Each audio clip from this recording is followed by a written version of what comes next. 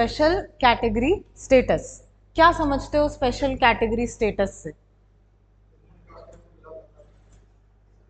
क्या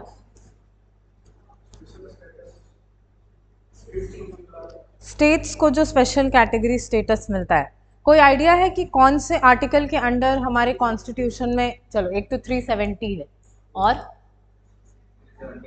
371। 370 जो था वो जम्मू एंड कश्मीर से रिलेटेड था, जिसको 2019 में एब्रोगेट कर दिया गया। उसके बाद 371 में मोस्टली जो नॉर्थ ईस्टर्न स्टेट्स हैं उनके बारे में जिक्र किया हुआ है। अलग अलग इसके पार्ट्स हैं। 371 ए में अलग स्टेट है, 371 बी में अलग स्टेट है। तो स्पेशल कैटेगरी स्टेटस का जब दर्जा किसी स्टेट को दिया जाता है तो इसके बहुत सारे इंसेंटिव्स मिलते हैं, उनको बहुत सारे बेनिफिट्स मिलते हैं। और अभी ये इसलिए न्यूज़ में है क्योंकि अभी जब एनडीए गवर्नमेंट को कंप्लीट मेजॉरिटी नहीं मिला तो बिहार का आरजेडी और ये तेलंगाना से आंध्र प्रदेश से हमने देखा कि जो चंद्रबाबू नायडू की पार्टी है, उन दोनों के सपोर्ट से बीजेपी ने गवर्नमेंट बनाया है एट द सेंटर। और इस सपोर्ट के बदले में उनका डिमांड है, यानी जेडीयू का और जो चंद्रबाबू नायडू की पार्टी है उनका डिमांड है कि बिहार को और आंध्र प्रदेश को स्पेशल कैटेगरी स्टेट का दर्जा मिलना चाहिए। तो इस वजह से ये दोबारा से न्यूज़ में आया है। और दिसंबर 2023 में या नवंबर 2023 में बिहार कैबिनेट ने एक बिल भी पास किया था जिसमें कि हम डिमांड कर रहे हैं सेंटर से स्पेशल कैटेगरी स्टेटस का। तो अगर मेंस के पॉइंट ऑफ व्यू से देखें, बीपीएससी मेंस के, तो इस पे इस बार एक क्वेश्चन आना बहुत बड़ा पॉसिबिलिटी है, क्योंकि और इसमें जो ऑब्जेक्टिव क्राइटेरिया अगर जो भी है तो उससे प्री में भी क्वेश्चन पूछा जा सकता है, लेकिन मेंस में करंट से रिलेटेड इसमें एक क्वेश्चन आ सकता है, क्योंकि एक तो ये करंट टॉपिक है और दूसरा बिहार से रिलेटेड है, इस वजह से। ठीक है, तो स्पेशल कैटेगरी स्टेटस की अगर हम बात करते हैं तो special category status is a classification given by the Indian government to certain states that face geographical, socio economic and structural disadvantages. Geographical यानी कि उस एरिया का, उस स्टेट का जो टेरेन है वो उतना अच्छा नहीं होगा। जैसे कि बिहार जो है वो एक प्लेन एरिया है, यहाँ पर अगर किसी को कोई इंडस्ट्री सेटअप करना है या कोई भी इंफ्रास्ट्रक्चर सेटअप करना है तो वो ज़्यादा इजी होगा कंपेयर टू जो हिली एरिया होगा या जो एरिया सी साइड में लोकेटेड होगा उससे, है ना। तो जो एरिया जोग्राफिकली थोड़ा डिसएडवांटेजियस है उनको दिया जाएगा। या फिर सोशियो इकोनॉमिक, यानी सोशियो इकोनॉमिक इंडिकेटर्स क्या क्या होते हैं? फोन को साइलेंट पे कर लो प्लीज। सोशियो इकोनॉमिक इंडिकेटर्स क्या क्या होते हैं?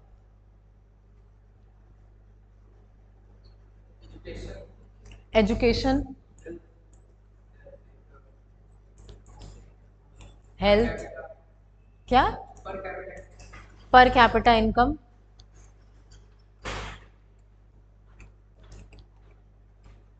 ये होते हैं सोशियो इकोनॉमिक इंडिकेटर्स, जो आपका सोशल कंडीशन और आपका इकोनॉमिक कंडीशन को बताते हैं। तो अगर किसी स्टेट का सोशियो इकोनॉमिक इंडिकेटर्स जो हैं वो उतने अच्छे नहीं हैं तो उसको दिया जा सकता है।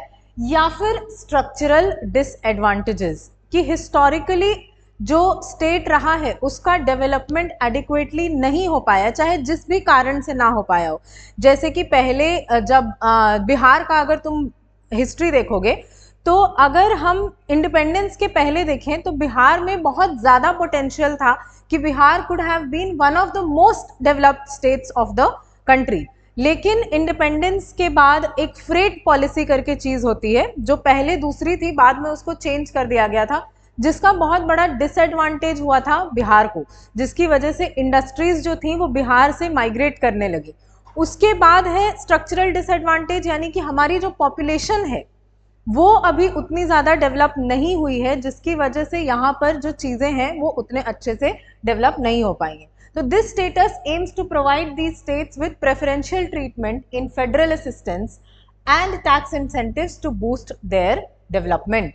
ठीक है, अब देखते हैं कि क्या क्या क्राइटेरिया होता है, या पहले हिस्ट्री देखते हैं कि क्या क्या इसका, कौन कौन से स्टेट्स हैं जो कि स्पेशल कैटेगरी स्टेटस जिनके पास है। तो the concept of special category status को इंट्रोड्यूस किया गया था 1969 में 5th फाइनेंस कमीशन के द्वारा। तो ये इंपॉर्टेंट है कि 1969 में इंट्रोड्यूस किया गया 5th फाइनेंस कमीशन के द्वारा to address the issues of states with in difficult terrain, low population density and inadequate infrastructure. Initial states थे आसाम, नागालैंड और जम्मू एंड कश्मीर, और बाद में हिमाचल प्रदेश को, मणिपुर को, मेघालय, सिक्किम, त्रिपुरा, अरुणाचल प्रदेश और मिजोरम, यानी पूरा का पूरा नॉर्थ ईस्ट अगर देखो तो पूरा ही इंक्लूडेड है जिनको कि स्पेशल कैटेगरी का स्टेटस दिया गया है। और उसके अलावा यहाँ पर देखो तो हिमाचल प्रदेश है और जम्मू एंड कश्मीर है, और जम्मू एंड कश्मीर का ये स्टेटस अब खत्म हो चुका है। ठीक है, तो हिमाचल प्रदेश का भी रीजन क्या होगा कि वहां का जो ज्योग्राफिकल टेरेन है वो उतना अच्छा नहीं है वहां को, उस एरिया को डेवलप करने के लिए। तो अब देखो, अगर हम क्राइटेरिया देखें तो एक इकोनॉमिस्ट थे गाडगिल, उनके फॉर्मूला पे बेस्ड है, उन्होंने प्रपोज किया था कि ये क्राइटेरिया को अगर हम कंसिडर करेंगे तो उसके बेसिस पे स्पेशल कैटेगरी का जो दर्जा है वो दिया जा सकता है। तो उनका सबसे पहला क्राइटेरिया था हिली एंड डिफिकल्ट टेरेन, तो states with challenging topography that hinders the infrastructure development. दूसरा एग्जाम्पल में क्या हो जाएगा, हिमाचल प्रदेश हो जाएगा, नॉर्थ ईस्ट भी हो जाएगा क्योंकि नॉर्थ ईस्ट में भी बहुत सारे हिल्स हैं। दूसरा है लो पॉपुलेशन डेंसिटी। पॉपुलेशन डेंसिटी क्या होता है,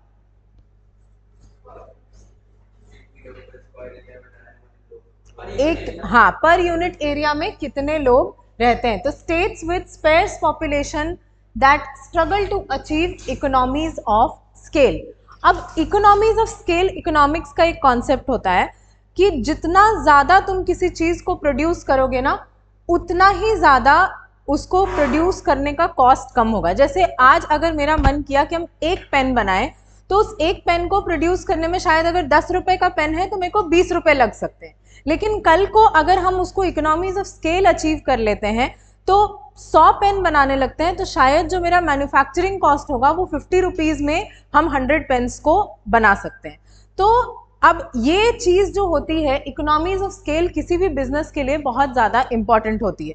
तो यहाँ पर जब पॉपुलेशन किसी जगह का कम होता है तो वहाँ पर इकोनॉमीज ऑफ स्केल को अचीव कर पाना मुश्किल होता है। क्यों? क्योंकि अगर हम कोई इंफ्रास्ट्रक्चर सेटअप कर भी देते हैं पर उसको यूज करने वाले लोग जो होंगे कम होंगे, तो जो रेट ऑफ रिटर्न होगा मेरा, जो हम इन्वेस्टमेंट किए हैं उसका जो रेट ऑफ रिटर्न होगा वो कम होगा, तो ज़्यादा टाइम लगेगा मेरे को मेरा इन्वेस्टमेंट वापस लेने में। ठीक है, नेक्स्ट है sizeable tribal population. States with a significant portion of tribal communities that require special attention. क्योंकि जो ट्राइबल कम्युनिटीज़ होती हैं वो पूरी तरीके से डेवलप्ड कम्युनिटीज़ नहीं हैं। आज भी ऐसे बहुत सारे ट्राइब्स हैं जो कि बाहर की दुनिया से उनका कांटेक्ट बिल्कुल ना के बराबर है। वो नहीं जानते हैं कि रोड कैसा दिखता है, बिल्डिंग्स कैसी दिखती हैं। तो उन ट्राइब्स को डेवलप करने के लिए उन स्टेट्स के पास एक्स्ट्रा फंडिंग होनी चाहिए। ठीक है, नेक्स्ट है स्ट्रैटेजिक लोकेशन। इंडिया में कौन कौन सी स्टेट्स हैं जिनका लोकेशन हम बहुत स्ट्रेटेजिक मान सकते हैं? JNK, ठीक है, JNK is no more a state by the way. Sikkim, ठीक है, सिक्किम, अरुणाचल प्रदेश। क्यों है सिक्किम और अरुणाचल प्रदेश स्ट्रेटेजिक लोकेशन पे? चाइना से बॉर्डर करता है इस वजह से। तो किसी भी, सिर्फ चाइना का नहीं, किसी भी कंट्री से अगर बॉर्डरिंग स्टेट है तो उसका जो लोकेशन है वो बहुत स्ट्रेटेजिक हो जाएगा। ठीक है, नेक्स्ट है इकोनॉमिक या फिर इकोनॉमिक पोटेंशियल उस स्टेट का बहुत ज़्यादा है तो भी उसको हम स्ट्रेटेजिक लोकेशन मान सकते हैं। ठीक है, नेक्स्ट है economic and infrastructure backwardness. States with poor infrastructure and lower levels of economic development, और इस क्राइटेरिया में बिहार बहुत एडिक्वेटली फिट होता है।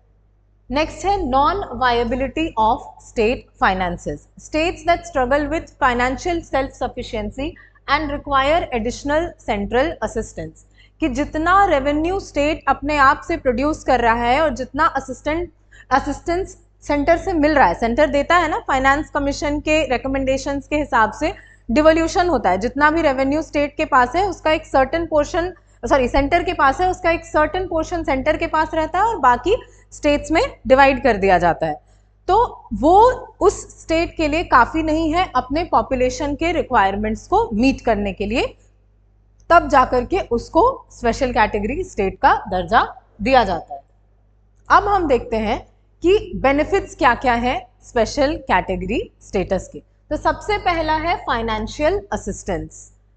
तो states with special category status receive a higher share of central funds, यानी जो फाइनेंस कमीशन की फाइनेंस कमीशन कौन से आर्टिकल के तहत एस्टैब्लिश किया जाता है,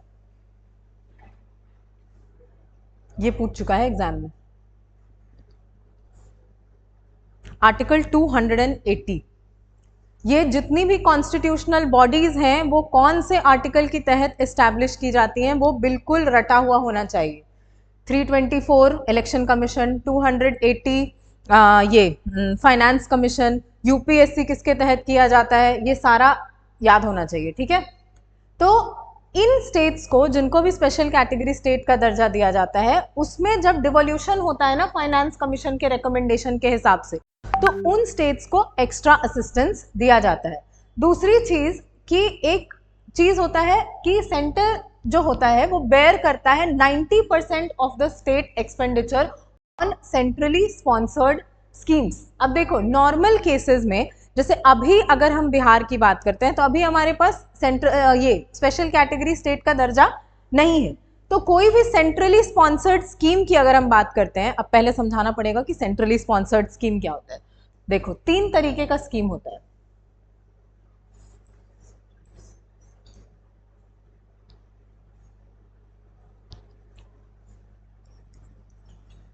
central sector,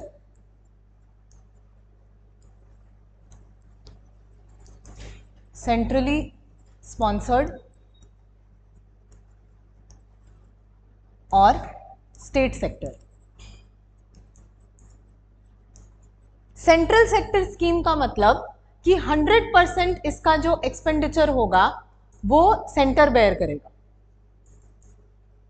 100% expenditure bore by the centre. Next है सेंट्रली स्पॉन्सर्ड स्कीम। अब अगर इस वर्ड का मतलब समझ रहे हो, सेंट्रली स्पॉन्सर्ड मतलब सेंटर उस स्कीम को स्पॉन्सर करेगा। अब कोई भी मान लो कि कोई इवेंट ऑर्गेनाइज होता है, उसके बहुत सारे स्पॉन्सर्स होते हैं, लेकिन कोई भी एक स्पॉन्सर उसका पूरा खर्चा तो नहीं उठाता है, कुछ ना कुछ आपको खुद से भी उसमें स्पेंड करना पड़ता है। तो सेंट्रली स्पॉन्सर्ड स्कीम में सेंटर और स्टेट का रेशियो होता है, जो कि नॉर्मल स्टेट्स में 60:40 का होता है, कि अगर 100 रुपए खर्च हो रहे हैं तो 60 रुपए उसमें से सेंटर खर्च करेगा और 40 रुपए जो है वो स्टेट खर्च करेगा। यही फर्क पड़ता है स्पेशल कैटेगरी स्टेटस वाले स्टेट्स को, जिसमें ये रेशियो 90:10 का हो जाता है, कि 90 रुपीज जो है वो सेंटर खर्च करेगा और 10 रुपीज जो है वो स्टेट खर्च करेगा। तीसरा तो स्टेट स्पेसिफिक स्कीम होता है, अलग अलग स्टेट्स जो अपना स्कीम लॉन्च करते हैं वो, ठीक है। तो ये बेनिफिट होता है सेंट्रली स्पॉन्सर्ड स्कीम्स में।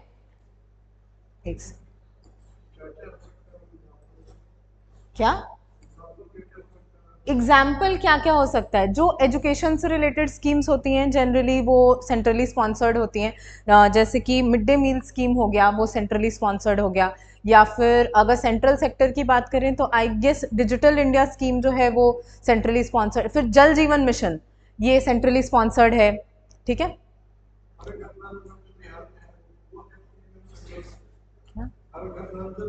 हर घर नल जल इनिशिएट बिहार नहीं किया था, बिहार से इंस्पिरेशन लेके इसको नेशनल लेवल पे लॉन्च किया गया था। है। नेक्स्ट है grant in aid. Additional grants are provided, ये 70:30 नहीं होगा, 60:40 होगा। Additional grants are provided to these states to address specific developmental needs। यानी इसके अलावा जो फाइनेंस कमीशन रेकमेंड करता है उसके अलावा एडिशनल ग्रांट्स भी इन स्टेट्स को मिलते हैं, ठीक है। अगला क्या है बेनिफिट? तो इनको टैक्स इंसेंटिव्स दिए जाते हैं। अब सबसे पहला है उसमें excise duty concessions, excise duty क्या होता है?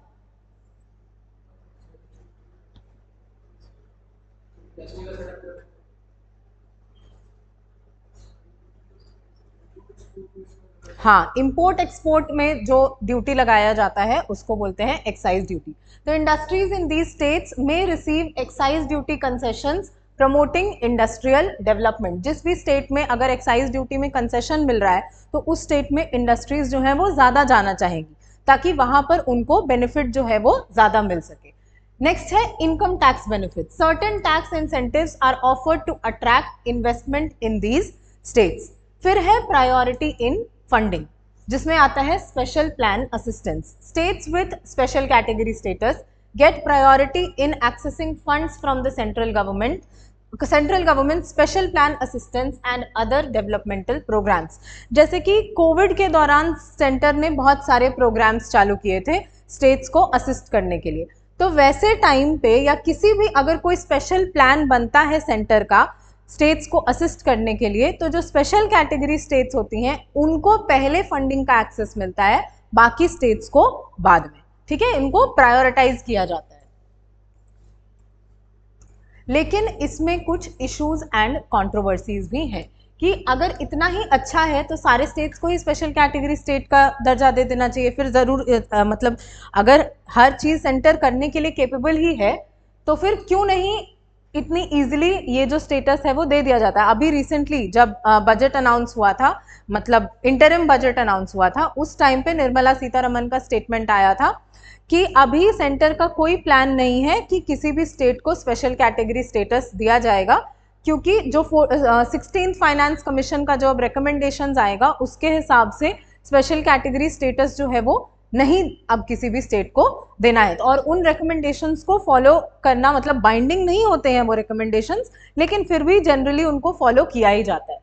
अब पहला है demand from other states. Several states such as Bihar, Odisha and Andhra Pradesh have demanded special category status, citing their own socio-economic challenges. This has led to debates and political negotiations. दूसरा है changing dynamics. अब देखो होता ये है ना कि एक स्टेट को मिला, उसके बाद दूसरा स्टेट डिमांड कर रहा है, मान लो बहुत ज़्यादा प्रोटेस्ट हुआ तो उसका डिमांड को अगर हम कंसीड कर लेते हैं कि ठीक है आपको दे दिया स्पेशल कैटेगरी का स्टेटस, तो अब फिर कोई और स्टेट आएगा जो बोलेगा कि हमें भी अब स्पेशल कैटेगरी स्टेटस चाहिए। लगेगा कि आज नहीं कन्विंस कर पा रहे हैं, 5 साल के बाद कन्विंस कर पाएंगे, कुछ तिगड़म भिड़ा करके कन्विंस करने की कोशिश जो है वो की जाएगी। और बिहार का ये जो डिमांड है ये आज का नहीं है, काफ़ी पहले से, इनफैक्ट जब से I think Nitish Kumar chief minister बने हैं तब से ही उनका ये एजेंडा रहा है कि बिहार को एक स्पेशल कैटेगरी स्टेटस का दर्जा दिलवाना है। ठीक है, नेक्स्ट है changing dynamics. The planning commission which played a crucial role in granting and monitoring SCS was replaced by the NITI Aayog in 2015. This shift has altered the dynamics of federal assistance and developmental planning. जो planning commission था इसको 1950 में ही setup किया गया था, जब देश हमारा आज़ाद हुआ था। उसके बाद प्लानिंग करने के लिए कि स्टेट्स को कैसे कैसे जो फंड्स वगैरह जो हैं वो अलॉट किए जाएंगे। तो प्लानिंग कमीशन का जो अप्रोच था वो टॉप डाउन अप्रोच था, उसमें कंसल्टेशन नहीं होता था, जो भी प्लानिंग कमीशन डिसाइड करता था स्टेट्स को वो मानना पड़ता था। लेकिन 2015 में जब नीति आयोग आया तो नीति आयोग का जो अप्रोच है वो बॉटम अप अप्रोच है कि स्टेट्स मिल करके उसमें अपना मत रखती हैं और उसके बाद जो है वो डिसीजन लिया जाता है एज पर द कंसेंसस। तो अब जो है वो प्लानिंग करने का तरीका भी चेंज हो चुका है। इस वजह से जो हमारा पॉलिटिकल डायनामिक्स है, इकोनॉमिक डायनामिक्स है, वो सब चेंज हो गया है। तो जिस तरीके से हम डेवलपमेंटल प्लानिंग करते थे वो भी चेंज हो गया है। नेक्स्ट है 14th फाइनेंस कमीशन की रिकमेंडेशंस, जिसने रेकमेंड किया था increasing the share of states in central taxes from 32% to 42%, which reduce the need for SCS by providing more financial autonomy to all the states। कि आप ज़्यादा पैसे की डिमांड कर रहे हैं, यही आपका डिमांड है। जो भी स्टेट जो है वो स्पेशल कैटेगरी स्टेटस का अगर डिमांड करता है तो उसका क्या कहना है कि ज़्यादा पैसे मिलेंगे, इसलिए स्पेशल कैटेगरी स्टेट का जो दर्जा है वो चाहिए। तो जब तक 13th फाइनेंस कमीशन के रिकमेंडेशंस तक जब तक हम चल रहे थे तब तक अगर 100 रुपए होते थे सेंटर के पास, तो उसमें सिर्फ 32 रुपीज जो थे वो स्टेट्स को अलॉट किया जाता था, सारे स्टेट्स को मिला करके। लेकिन 14th फाइनेंस कमीशन ने इस शेयर को इंक्रीज किया और 32% से उसको 42% तक कर दिया। तो अब कहीं ना कहीं जो फाइनेंस कमीशन है या जो नीति आयोग है, गवर्नमेंट, सेंट्रल गवर्नमेंट है, उनका कहना है कि ऑलरेडी जो आपका ओवरऑल शेयर है वही बढ़ गया है, तो अब स्पेशल कैटेगरी स्टेटस देने का कोई औचित्य नहीं है। ठीक है, अब हम बात करते हैं बिहार की, कि अगर बिहार जो है वो स्पेशल कैटेगरी स्टेटस का डिमांड कर रहा है तो वो क्यों कर रहा है। ठीक है, तो पहला जो बिहार का कहना है वो है economic backwardness. Bihar is one of the poorest states in India with low per capita income and high poverty rates. One of the poorest नहीं बोलेंगे, most of the cases में अगर देखा जाए तो most poorest तो नहीं, poorest state ही बिहार का, अगर हम पर कैपिटा इनकम देखें तो वो लोएस्ट है। पॉवर्टी रेट बिहार में सबसे ज़्यादा है। अगर मल्टी डायमेंशनल पॉवर्टी की हम बात करते हैं तो बिहार में सबसे ज़्यादा मल्टी डायमेंशनल पॉवर्टी है। तो इस क्राइटेरिया जो है हमारा, इस पे हम सेटिस्फाई करते हैं कि हमें देना चाहिए स्पेशल कैटेगरी का status. This state faces significant challenges in terms of industrialisation and economic development. अब यहाँ एग्जाम्पल हम ले सकते हैं शुगर मिल्स का, कि बिहार में शुगर केन की खेती जो है वो बिल्कुल ना के बराबर होती है। इसका रीजन पता है क्या है? इंडिपेंडेंस के पहले शुगर केन की खेती बहुत ज़्यादा होती थी, बट धीरे धीरे करके जैसे जैसे हम इंडिपेंडेंस के बाद का टाइम आता चला गया तो शुगर केन की खेती जो है वो कम हो गई। क्यों?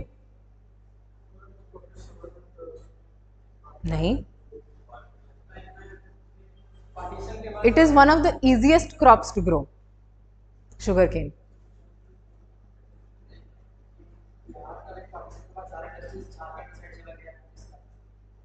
नहीं, ग्रीन रेवोल्यूशन का इम्पैक्ट पड़ा टू सम एक्सटेंट, कह सकते हैं कि इस वजह से राइस और व्हीट का जो खेती है वो बढ़ गया। बट सबसे बड़ा रीजन है कि शुगर मिल्स जो थे, आज अगर डेटा कंपेयर करोगे तो बिहार में इंडिपेंडेंस के बाद देखोगे तो बहुत सारे शुगर मिल्स हुआ करते थे, जिसमें से मैक्सिमम शुगर मिल्स जो है वो अब बंद हो चुके हैं, either due to poor condition, poor economic condition, उनके पास वर्कर्स को देने के लिए पैसे नहीं थे, रेवेन्यू वो जनरेट नहीं कर पा रहे थे, इस वजह से ये शुगर मिल्स जो थे वो बंद कर दिए गए थे। क्योंकि बिहार कभी भी एक इंडस्ट्री फ्रेंडली स्टेट रहा ही नहीं। अगर हम 2000 के पहले का एरा देखें, जो 1947 से लेकर के 2000 के पहले का एरा, तो Bihar has always been a state about caste politics. उसके कभी भी इकोनॉमिक डेवलपमेंट पे फोकस किया ही नहीं गया, और जब तक हमारा फोकस नहीं रहेगा इकोनॉमिक डेवलपमेंट पर, तब तक अपने आप तो इंडस्ट्रीज आ नहीं जाएंगी। इंडस्ट्रीज को सेटअप करने के लिए बहुत सारी चीजें ऑफर करनी पड़ती हैं। आज अगर तुम याद करो, मतलब मैक्सिमम शायद 2000 के बाद बॉर्न हो गए, बट अगर कोई 2000 के पहले बॉर्न है तो थोड़ा बहुत याद होगा कि 2005 वगैरह का जो टाइम था, उस टाइम पे एक महीने तक लाइट नहीं रहती थी, कि अगर ट्रांसफार्मर जल जाता था तो यू हैव टू वेट, अब निश्चिंत हो जाओ कि 1 महीने तक लाइट नहीं आएगी। अब कोई भी इंडस्ट्री अगर सेटअप कर रहा है तो वो एटलीस्ट ये बेसिक नीड है कि इंडस्ट्री को ऑपरेट करने के लिए इलेक्ट्रिसिटी चाहिए। इलेक्ट्रिसिटी ही नहीं रहेगी तो इंडस्ट्री कहाँ से आएगा। ठीक है, नेक्स्ट है इनएडिक्वेट infrastructure. Bihar has poor infrastructure including इनएडिक्वेट road networks, power supply and health care facilities. अब इसमें तो सबसे अच्छा एग्जाम्पल है जो अभी पिछले 17 दिन में 12 पुल गिर गए, कि इंफ्रास्ट्रक्चर की हालत इतनी खराब है बिहार में कि मत सिर्फ बारिश, या उस समय तक तो शायद बारिश भी स्टार्ट नहीं हुआ था इतने अच्छे से, और 17 दिन के अंदर अंदर 12 पुल गिर जाना, मतलब chief minister should have resigned after this. On record बोल रहे हैं, पता नहीं क्या हो जाएगा। Frequent floods and natural calamities further strain the state's limited resources. की जो नॉर्थ बिहार वाला एरिया है उसमें फ्रीक्वेंटली मतलब हर साल वहां पे फ्लड आता है, जो मधुबनी और दरभंगा साइड वाला एरिया है वहां पर। और दूसरा, अगर हम साउथ बिहार में देखें, जो हमारा गया और आसपास जहानाबाद, अरवल, ये सब वाला एरिया है, यहाँ पर ड्रॉट्स का कंडीशन ज़्यादा रिपोर्ट किया जाता है। तो दोनों ही केसेस में बहुत मुश्किल हो जाता है यहाँ पर किसी भी इंफ्रास्ट्रक्चर को डेवलप करना, और जो एग्जिस्टिंग इंफ्रास्ट्रक्चर है वो उसमें खराब हो जाता है। ठीक है,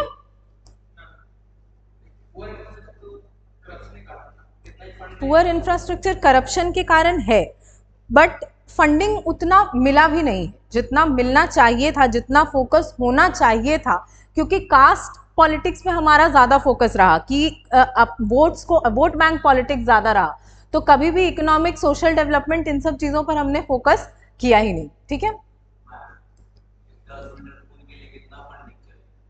10 मीटर पुल के लिए कितना फंडिंग, ये तो हम नहीं बता सकते हैं कि कितना फंडिंग चाहिए। हाँ हाँ, नहीं वही तो, फंडिंग के साथ साथ मैनेजमेंट भी तो ज़रूरी है ना। देखो जब इसमें डिटेल से पढ़ोगे कि एक तो ये था कि जो मटेरियल्स यूज़ किया गया वो ठीक नहीं था, प्लस जब नदी में पुल बनाया जाता है तो वो इस चीज़, उसकी जो स्ट्रेंथ है वो इस चीज़ पे डिपेंड करती है कि उसको कितना लेवल, कितना बेस दिया गया है।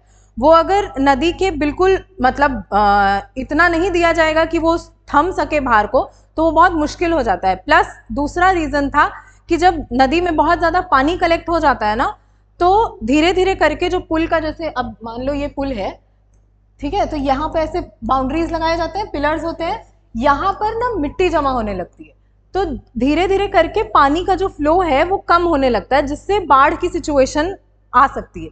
तो इसको, मिट्टी को यहाँ पर से निकाला जाता है।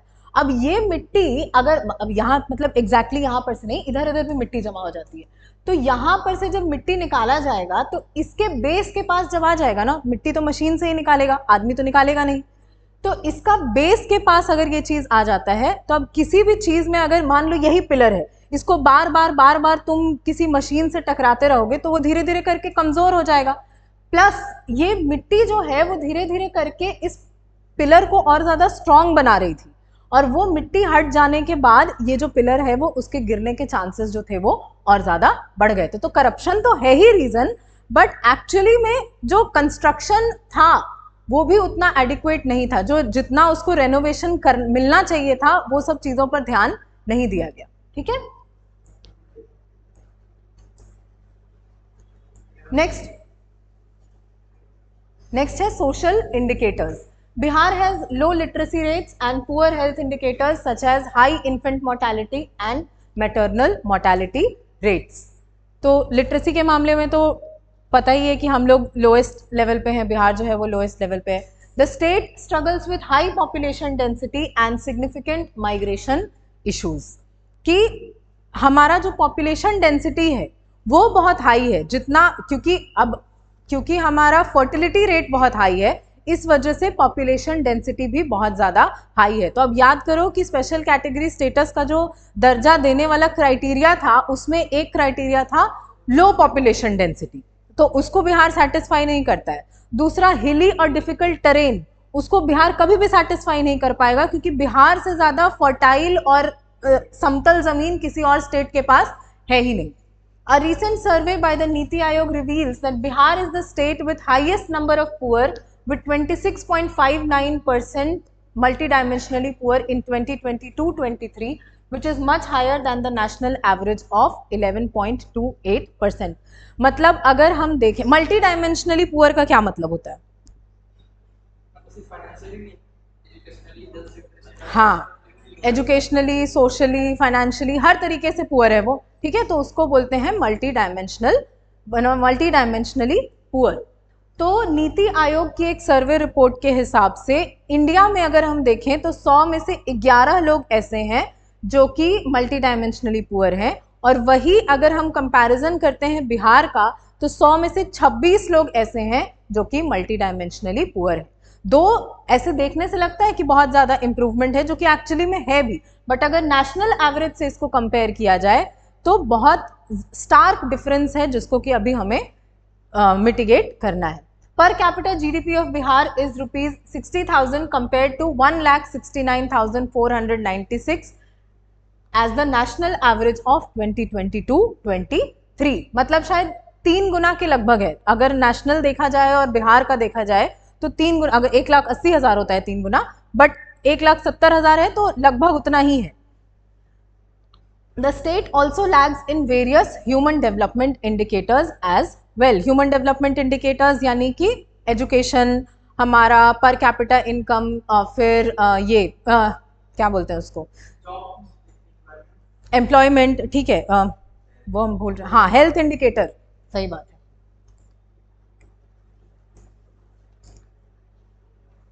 नेक्स्ट है limited revenue sources. Bihar's capacity to generate revenue internally is limited due to its underdeveloped industrial base. कि अगर यहाँ पे इंडस्ट्रीज होती, जैसे कि अगर हम कर्नाटका का एग्जाम्पल लेते हैं या हम गुड़गांव का एग्जाम्पल लेते हैं, गुड़गांव अगर आज से 20 साल पहले देखा जाए तो गुड़गांव कहीं भी एग्जिस्ट भी नहीं करता था, लेकिन अभी देखो गुड़गांव को एकदम एक इंटरनेशनल सिटी के रूप में, तुम किसी एक सेक्टर, शायद सेक्टर 40 या किसी सेक्टर में चले जाओ तो तुमको लगेगा तुम इंडिया में हो ही नहीं, इतनी बड़ी बड़ी और इतनी अच्छी बिल्डिंग्स हैं वहां पर। The state relies heavily on central assistance to meet its developmental needs.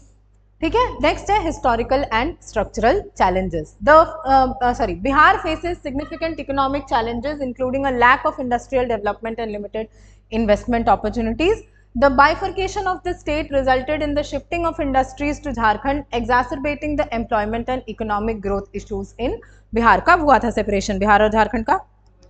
2000।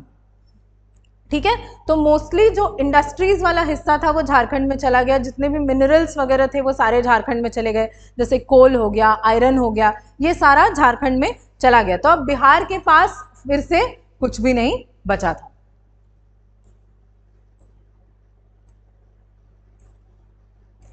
लेकिन बिहार को स्पेशल कैटेगरी का स्टेटस नहीं मिलना चाहिए। अब अभी हमने देखा कि बिहार को स्पेशल कैटेगरी का स्टेटस क्यों मिलना चाहिए, अब देखेंगे क्यों नहीं मिलना चाहिए। ठीक है, some critics argue that increased funds might incentivize poor policies and penalize well-performing states as the funds will be diverted to poorer states. अब देखो, क्लास में मान लो कि एक बच्चा है जो बहुत ज़्यादा मेहनत कर रहा है और वो अच्छे मार्क्स लेके आ रहा है, और दूसरा बच्चा है जो कि बिल्कुल पढ़ने में कोई एफर्ट नहीं लगा रहा है, क्लासेस अटेंड नहीं कर रहा है, होमवर्क करके नहीं आ रहा है, लेकिन जो टीचर है वो चॉकलेट देता है जो पुअर परफॉर्मिंग स्टूडेंट है उसको। तो इससे जो गुड परफॉर्मिंग स्टूडेंट है उसके दिमाग पे तो एक नेगेटिव इम्पैक्ट पड़ेगा कि कोई फायदा नहीं है अच्छी पॉलिसीज, मतलब अच्छा बिहेवियर का, अच्छा परफॉर्मेंस का, जैसे चल रहा है वैसे चलने देते हैं। इसको अगर हम स्टेट लेवल पे देखें तो बिहार को अगर एक्स्ट्रा असिस्टेंस मिलेगा, या किसी भी स्टेट को हम एग्जाम्पल लेते हैं, बिहार या उड़ीसा या फिर आंध्र प्रदेश, तो इससे ये एक मैसेज जाएगा कि जिस भी स्टेट का पॉलिसी पुअर रहेगा, इंडस्ट्रियल डेवलपमेंट एडिक्वेट नहीं रहेगा, वहां पर स्पेशल कैटेगरी का स्टेटस मिलेगा और वहां पर रेवेन्यू जनरेट करने के चांसेस जो है वो इंक्रीज हो जाएंगे।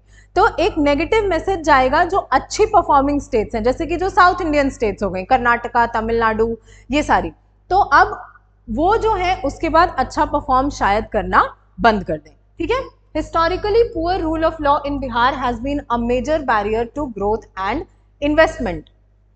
कि जरूरी है कि हम रूल ऑफ लॉ जो होता है हमारा उसको इम्प्रूव करें, क्योंकि अब याद तो तुम लोग को नहीं आएगा शायद, बट जो इसके पहले गवर्नमेंट जो थी, आरजेडी की गवर्नमेंट के टाइम में, जिसको गुंडा राज बोला जाता था, ठीक है, क्योंकि वहां पर रास्ते चलते लोगों का ये चोरी डकैती हो जाती थी, गाड़ी आप बाहर नहीं रख सकते थे। आज देखो कितनी सारी गाड़ियां हैं जो रोड पे खड़ी रहती हैं, उनको कोई फर्क नहीं पड़ता है, कोई रात को लेकर के नहीं जाएगा। लेकिन पहले ऐसा होता था कि अगर रात को तुम गाड़ी बाहर छोड़ दो, मतलब सुबह तुमको गाड़ी नहीं मिलेगा। यानी जो लॉ की सिचुएशन थी वो इतनी खराब थी कि कोई, तो अब ऐसे केसेस में, अब देखो जैसे बिहार में अभी भी अगर देखो तो कभी पुल चोरी हो जाता है, कभी कुछ चोरी, नदी चोरी हो जाता है, मतलब ऐसी चीजें जो हम इमेजिन भी नहीं कर सकते हैं कि ऐसा कोई कैसे कर सकता है। तो कोई भी इंडस्ट्री आने से पहले यहाँ पर 100 बार सोचेगी कि हम जाएं या नहीं जाएं। ठीक है, The center already devotes 42% of the taxes from earlier 32% as per the 14th Finance Commission recommendation, and any additional strain on the center's funds will potentially impact other national schemes and welfare measures. कि centre के पास भी limited resources, अब ऐसा तो है नहीं कि centre को खुला हाथ है कि जितना पैसा चाहे उतना छापते जाओ और सबको बांटते जाओ। इस ऐसा कंफ्यूजन तो किसी के दिमाग में नहीं है ना कि सेंटर के पास अनलिमिटेड रेवेन्यू है कि जब चाहे सेंटर आरबीआई को बोल सकता है कि पैसा प्रिंट करो, हमको पैसा का जरूरत है। ऐसा नहीं है। ऐसा होता था 1997 तक कि अगर बहुत ज्यादा डेफिसिट होता था तो पैसा प्रिंट करके उस डेफिसिट को खत्म किया जाता था, लेकिन अब ऐसा अलाउड नहीं है। ठीक है, तो सेंटर के पास भी लिमिटेड रिसोर्सेज हैं। अगर उसमें से बहुत सारे स्टेट्स आकर स्पेशल कैटेगरी स्टेटस का डिमांड करने लगे तो पॉसिबल नहीं होगा स्टेट के लिए कि वो ऐसा कर सके। ठीक है,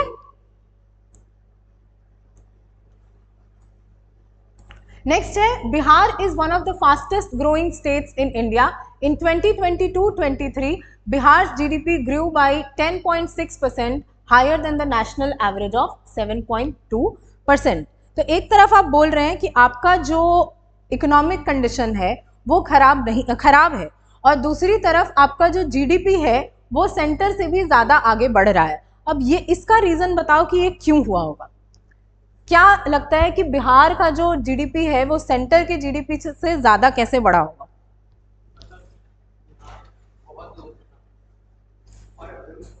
बेस जो है हमारा, अगर देखें तो बेस बहुत कम है। बिहार जो है, मान लो सेंटर जो है वो 1000 रुपए से 1500 रुपए तक पहुंचा, कितना ग्रोथ हुआ? 500 रुपए का ग्रोथ हुआ। ठीक है, और बिहार जो है वो 10 रुपए से 100 रुपए तक पहुंचा, ये 10x ग्रोथ हो गया। और ये 1.5x ग्रोथ नहीं, 1.5x ग्रोथ नहीं हुआ, कितना ग्रोथ हुआ? 50%, 0.5% का ग्रोथ हुआ। ठीक है, सॉरी 50% का ग्रोथ हुआ, और यहां पर 100% का ग्रोथ हुआ। तो भले ही ये 90 रुपए का ही ग्रोथ हुआ है और यहां पर 500 रुपए का ग्रोथ हुआ है, लेकिन अगर परसेंटेज के हिसाब से देखा जाए तो बिहार का जो परसेंटेज है वो नेशनल परसेंटेज से ज्यादा होगा। तो यही रीजन है कि बिहार का जो जीडीपी है उसका जो ग्रोथ हुआ वो कंपेयर टू नेशनल जीडीपी के ग्रोथ से ज्यादा हुआ। नेक्स्ट है per capita income in real terms grew by 9.4% in the previous year. कि ना कि सिर्फ हमारा जीडीपी बढ़ रहा है बल्कि पर कैपिटा इनकम भी जो है वो इंक्रीज हो रहा है, जो कि 9.4% से बढ़ा था लास्ट ईयर में। मोर funds might offer short term relief but long term growth depends on improving the governance and investment climate. कि जो हो सकता है कि शॉर्ट टर्म के लिए ये जो स्पेशल कैटेगरी का स्टेटस अगर हमें मिल जाता है तो शॉर्ट टर्म रिलीफ जो है वो हमें मिल जाए, लेकिन लॉन्ग टर्म बेनिफिट के लिए जो बेसिक चीजें हैं उसी पर फोकस करना होगा। अगर ऐसा होता कि स्पेशल कैटेगरी स्टेटस से ही डेवलपमेंट हो सकता था तो अभी तक नॉर्थ ईस्ट को सबसे ज्यादा डेवलप हो जाना चाहिए था, जम्मू कश्मीर को सबसे ज्यादा डेवलप हो जाना चाहिए था। बट ये फैक्ट है कि सिर्फ आप, ये वही चीज हो जाएगी कि अगर सिद्धू पाजी की भाषा में बोले तो फ्री का चंदन घिस मेरे नंदन। ठीक है, नेक्स्ट है although Bihar meets most of the criteria for the grant of the SCS, it does not fulfill the requirement of hilly terrain and geographically difficult areas, which is considered to be the primary reason for difficulty in infrastructure development. Plus जो low population density का criteria है उसको भी Bihar satisfy नहीं करता है। The central government, citing the 14th Finance Commission report, which made a recommendation to the center that no state would be accorded the SCS, has repeatedly denied the demands. कि 14th Finance Commission ने ये clear कर दिया था कि अब किसी भी स्टेट को स्पेशल कैटेगरी स्टेटस देने की जरूरत नहीं है। ठीक है, तो अब क्या क्या ऑल्टरनेटिव सॉल्यूशंस हैं जो कि बिहार के पास या किसी भी स्टेट के लिए, हम बिहार के कंटेक्स्ट में इसलिए देख रहे हैं क्योंकि बीपीएससी में ये लिखने में आसानी होगी। तो central government has offered other forms of assistance to Bihar such as special packages and increased central funding for specific projects. कि बहुत सारे ऐसे प्रोजेक्ट्स हैं जिसमें ये जो 60-40 का रेशियो है वो बिहार के लिए मॉडिफाई कर दिया जाता है, 70-30 कर दिया जाएगा या 80-20 कर दिया जाएगा। दूसरा कि स्पेशल पैकेज भी दिया गया कई बार बिहार को। नेक्स्ट है NITI Aayog has focused on tailored developmental strategies for Bihar rather than granting the SCS. Tailored developmental strategy क्या होता है? स्पेसिफिकली डिजाइन किया गया according to your needs. Tailor के पास जब हम जाते हैं कपड़ा सिलवाने के लिए तो उसको स्पेसिफिकली डिजाइन करवाते हैं ना अपने नीड्स के हिसाब से। तो बिल्कुल वैसा ही है कि जैसा इस स्टेट का रिक्वायरमेंट्स है उस हिसाब से अगर कोई प्लान जो है वो तैयार किया जाएगा ताकि बिहार को हेल्प मिल सके। इन 2013 the Raghuram Rajan committee set up by the centre suggested a new methodology based on multi-dimensional index for devolving funds instead of SCS, which can be revisited to address the state's socio-economic backwardness। 2013 में रघुराम राजन के chairmanship में एक committee बिठाई गई थी यही SCS के category को क्राइटेरिया को एग्जामिन करने के लिए कि किसी और स्टेट को ज़रूरत है SCS की या नहीं। तो यहाँ पर यही बोला गया रघुराम राजन कमेटी ने रिकमेंडेशंस में कि SCS को अब किसी और स्टेट को देने की ज़रूरत नहीं है। हाँ, ये हो सकता है कि जो मल्टी डायमेंशनल इंडेक्स है हमारा, ये नीति आयोग के द्वारा लाया जाता है, उसके हिसाब से जो भी स्टेट है जिसका की स्पेशल रिक्वायरमेंट है उसके लिए हम एक स्पेशल प्लान जो है वो डिवाइस कर सकते हैं और ये जो सोशियो इकोनॉमिक बैकवर्डनेस है उसको टैकल करने के लिए। रघुराम राजन कौन थे?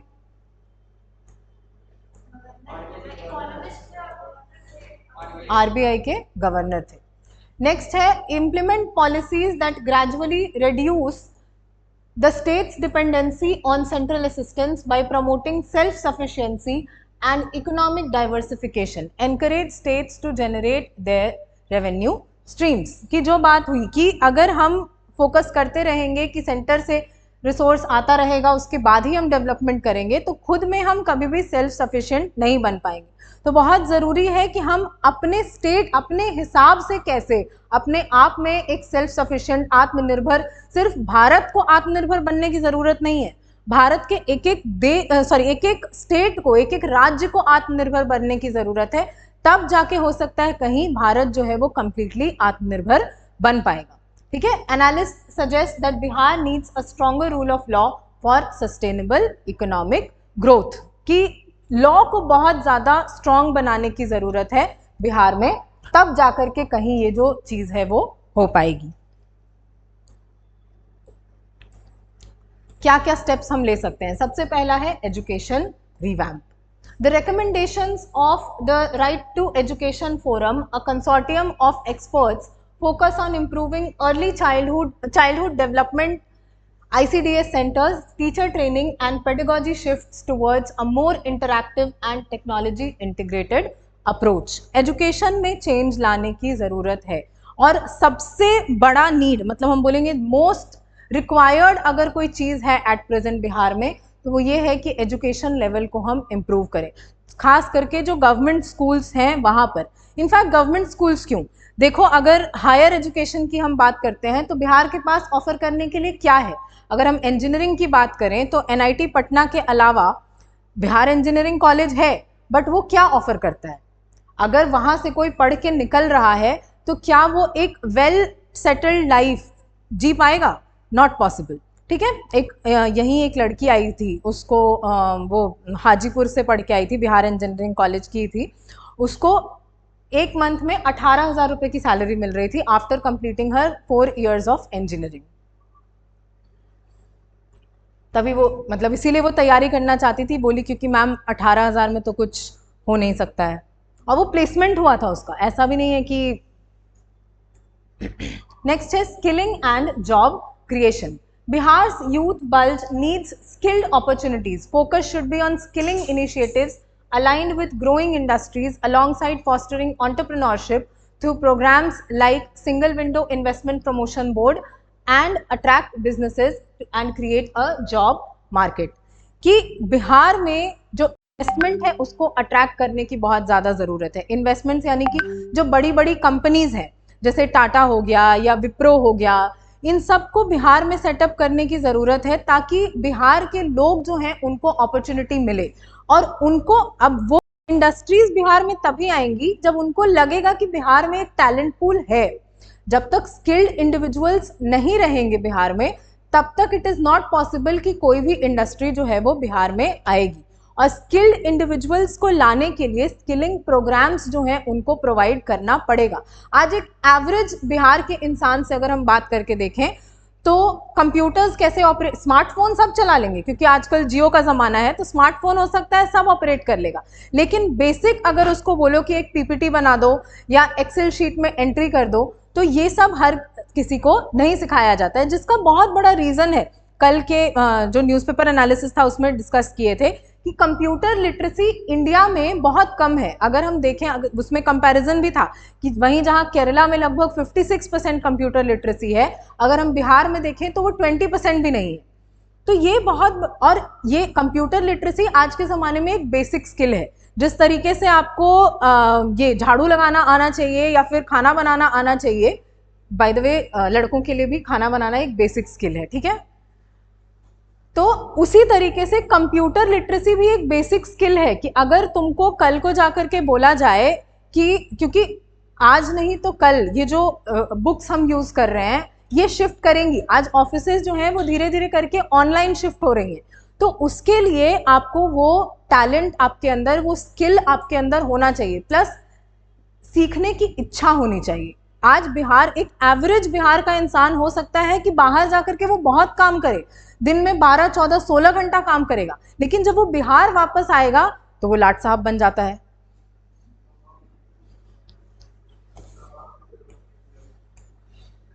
नेक्स्ट है infrastructure development. Improved infrastructure is crucial for overall growth. The focus should be on better irrigation systems to tackle the floods and droughts, alongside developing a robust transport network to connect rural and urban areas, attracting investment and boosting agricultural trade. Bihar का जो सबसे ज़्यादा potential अगर किसी industry को develop करने में है ना, तो वो है एग्रीकल्चरल इंडस्ट्री। एग्रीकल्चरल इंडस्ट्री यानी कि जैसे कि फूड प्रोसेसिंग इंडस्ट्रीज का हम एग्जाम्पल ले लें, क्योंकि बिहार का मैक्सिमम पॉपुलेशन जो है वो एग्रीकल्चर में एंगेज्ड है। तो सडनली ऐसा नहीं हो पाएगा कि यहाँ पर हम किसी ऐसी इंडस्ट्री को सेटअप कर दें जिसका कि रॉ मटेरियल ही यहाँ पर अवेलेबल नहीं हो, क्योंकि हमारे पास एग्रीकल्चर से रिलेटेड रॉ मटेरियल्स अवेलेबल हैं, तो फूड प्रोसेसिंग इंडस्ट्रीज बहुत इजीली सेटअप हो जाएंगी, ठीक है।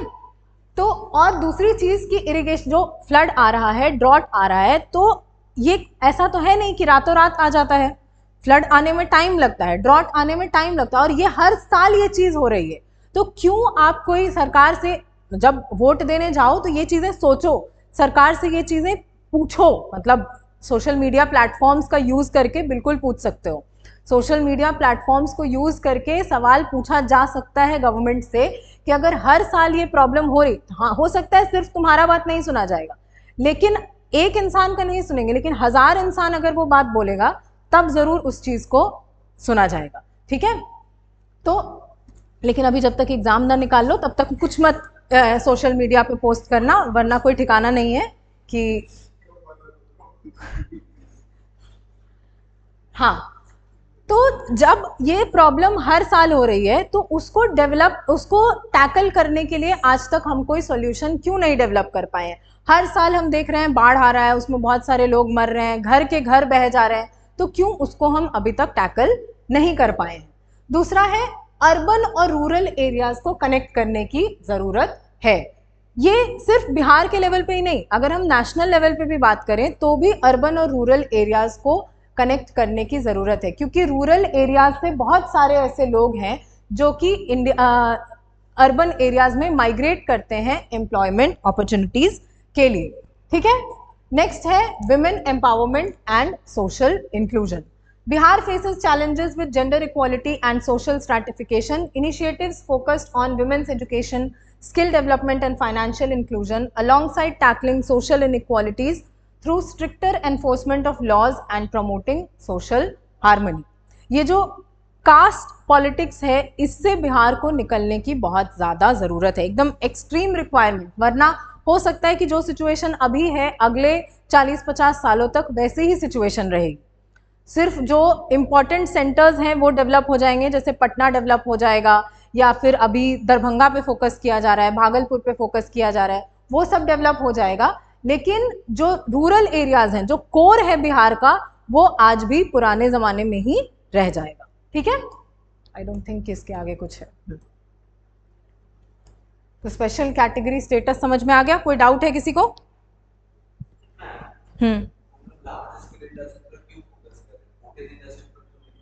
बिल्कुल कर सकते हैं।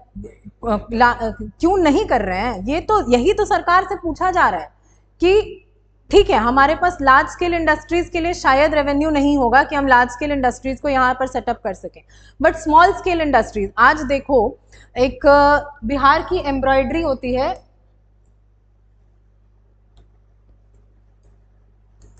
सुजनी एम्ब्रॉयडरी, सुना है? ये सबके घर में यूज होता है। बहुत सारा कपड़ा जोड़ करके, पुराना पुराना कपड़ा जोड़ करके एक मोटा सा गद्दा, मतलब गद्दा तो नहीं बोलेंगे, हाँ, बेड पे बिछाने के लिए, हाँ, उसको सुजनी बोलते हैं। ये यूपीएससी में पूछा गया है ये क्वेश्चन कि सुजनी एम्ब्रॉयडरी कौन से स्टेट का है। इसको हम नेशनल लेवल पे क्यों नहीं प्रमोट कर सकते हैं? फिर अब देख, मधुबनी पेंटिंग्स तो खैर अब बहुत ज़्यादा प्रमोट हो गई हैं, बट बिहार की और भी पेंटिंग्स हैं, क्योंकि अब बीपीएससी के लिए प्रिपेयर कर रहे हो तो पता होगा कि पटना कलम पेंटिंग्स हैं बिहार में, मंजूषा पेंटिंग्स है। तो जिस लेवल पे हम मधुबनी पेंटिंग्स को प्रमोट करते हैं, उस लेवल पे बाकी पेंटिंग्स को क्यों नहीं प्रमोट करते हैं? ये बहुत सारी चीज़ें, बहुत सारी इंडस्ट्रीज का पोटेंशियल है। अब जैसे मूवी इंडस्ट्री का ही अगर हम बात कर लें, तो भोजपुरी मूवी इंडस्ट्री का में अगर हिस्ट्री देखा जाए भोजपुरी मूवी इंडस्ट्री का, तो 1990s के पहले का, तो अमिताभ बच्चन, हेमा मालिनी, जितेंद्र, अजय देवगन, ये सारे लोग भोजपुरी मूवी इंडस्ट्री में एक्ट कर चुके हैं, क्योंकि इस लेवल की क्वालिटी मूवीज बनाई जाती थी भोजपुरी मूवी इंडस्ट्री में। तो ये सब चीज़ों को डेवलप करने का पोटेंशियल है, बट उस पर फोकस नहीं हो रहा है। और यही सब चीज़ तुम्हारे आंसर को थोड़ा डिफरेंट बनाएंगी, क्योंकि ये बाकी नॉर्मल चीज़ें तो सब लिखेंगे, बट तुम क्या एग्जाम्पल्स यूज कर रहे हो, ये बहुत ज़रूरी होता है।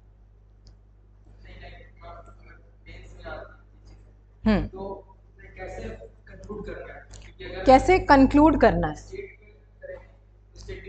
नहीं नहीं, ये नहीं बोलेंगे कि स्टेट, ये बोलेंगे कि स्टेट जो कर रहा है उसके अलावा ये चीजें भी की जा सकती हैं, जिससे कि बिहार का जो डेवलपमेंट है वो और ज्यादा हो सके।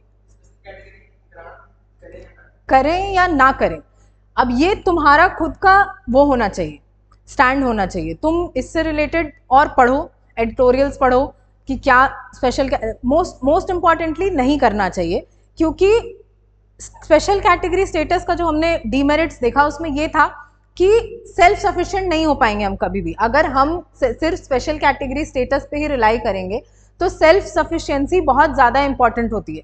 तो अगर हम छोटे लेवल पे मतलब नेशनल लेवल पे अचीव करना चाहते हैं सेल्फ सफिशिएंसी, तो हर एक स्टेट को भी सेल्फ सफिशिएंट होना बहुत ज़्यादा इंपॉर्टेंट है। तब जाकर के हम कहीं अपनी आगे वाली जनरेशन को इस चीज़ का इम्पोर्टेंस सिखा पाएंगे कि अपने खुद में सेल्फ सफिशिएंट रहना कितना ज़्यादा इम्पॉर्टेंट है। ठीक है? एंटी गवर्नमेंट नहीं होगा, बस कुछ नेगेटिव नहीं लिखना कि स्टेट जो है वो कुछ कर ही नहीं रहा है, स्टेट लॉ एंड ऑर्डर को कंट्रोल नहीं कर पा रहा है, ये वो वैसे मत नहीं लिखोगे तो एंटी गवर्नमेंट नहीं लगेगा। और कुछ किसी को कोई डाउट?